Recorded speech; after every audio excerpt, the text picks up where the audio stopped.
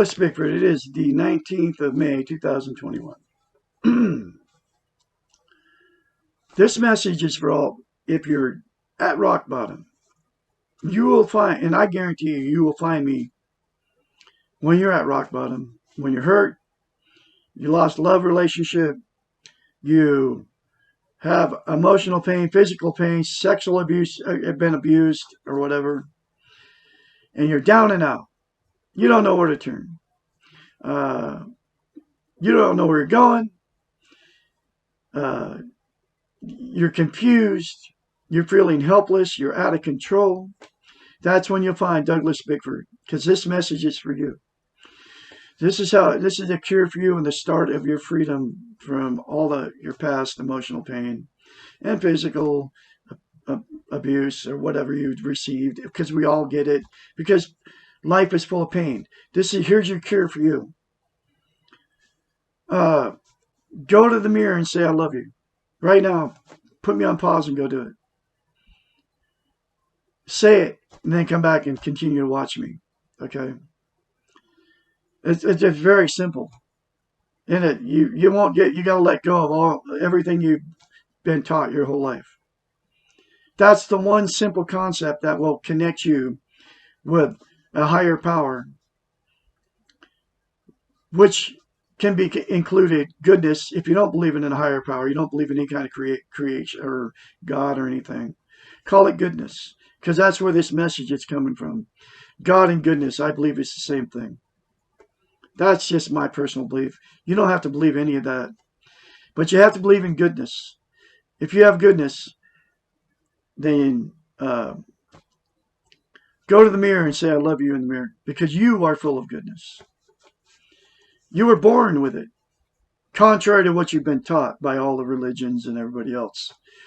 That's one of the dangers, the religion especially, because they taught us that we were born into sin. We were born bad, basically. Nope, you weren't. When you were born, you were full of life. You're full of goodness. How can there be any bad in a little baby? Look at a little baby, how innocent they are. It's like little animals, right? Any kind of animal.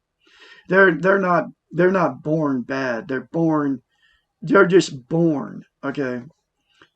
I had a person tell me that a religious, that animals don't have souls, and when they die, that's it. I don't believe that for 1 second. Yeah, and he was saying it comes out of the Bible. They're dead. You never see them again, you know. And then the next thing was, oh, then humans pass on, right? Like we're any different than animals.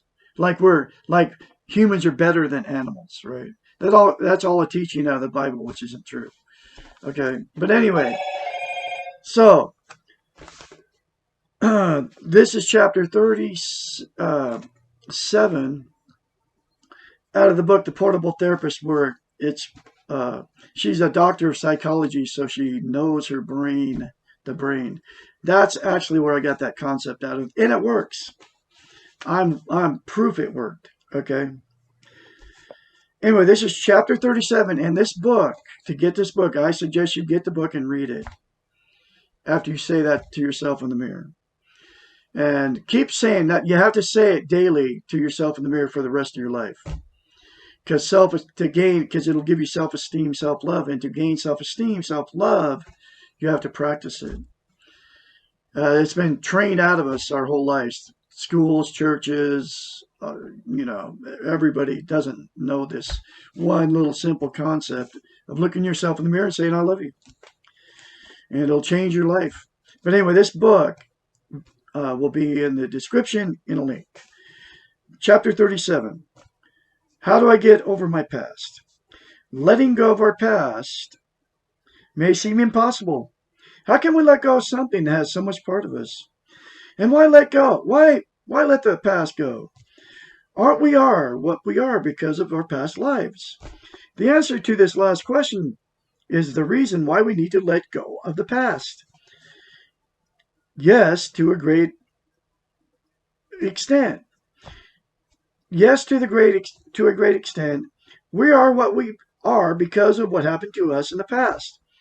But we are more than that. We can only be who we are right now in the present. Clinging to the past in order to affirm or excuse ourselves in the present is as dangerous as living in future living illusions. Neither one is reality of ourselves. Neither one is in our control. Letting go of our past does not mean forgetting our past. Memories are part of us, but they are not the reality of who we are right now. The now we can choose. The past we cannot. In other words, we cannot be held responsible for things that we could not control. And we cannot control our past. It is done. We cannot go back and do it again. That is why it is important to let go and move on. Nothing seems to keep us more stuck than hauling the past around with us.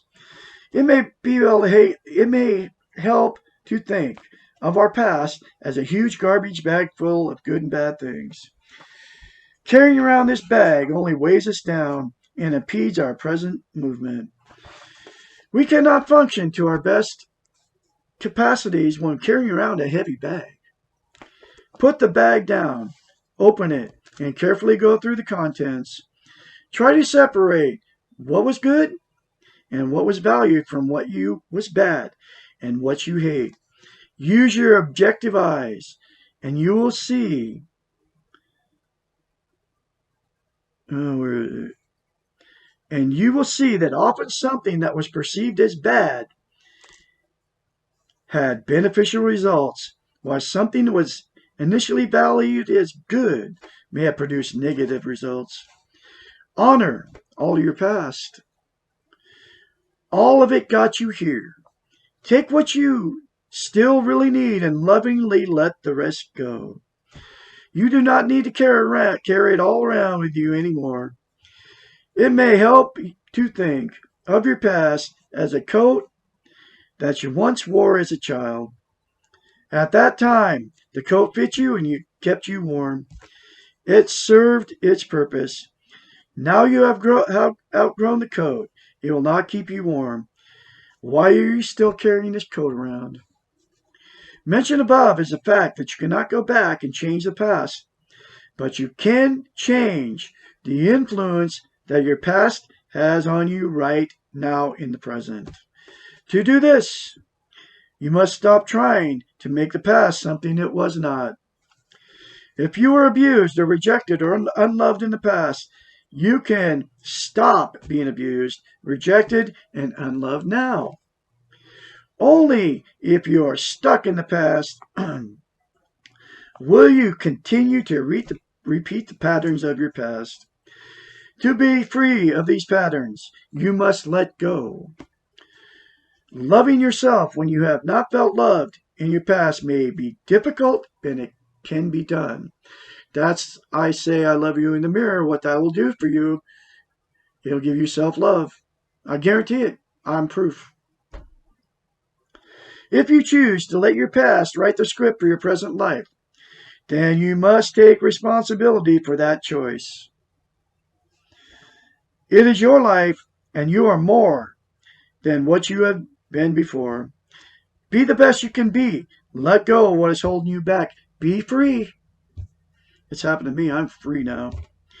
The past may feel like a prison, but you do not. You do have the key, and you can walk away whenever you choose to let go. Perhaps the most effective way to let go of your past is to become aware of the inner child and to learn to parent this child. These concepts will be discussed in the following next two questions and answers. And that's the next chapter, chapter 38. Anyway, I'll have more later for you. Please like, sub me, share these videos. They're very important, folks. And let go of your past. Let it go in love, okay? And take what you need from it and let it all, the rest go. Anyway, Douglas Bickford, but we'll have more later for you. Y'all have a great day out there.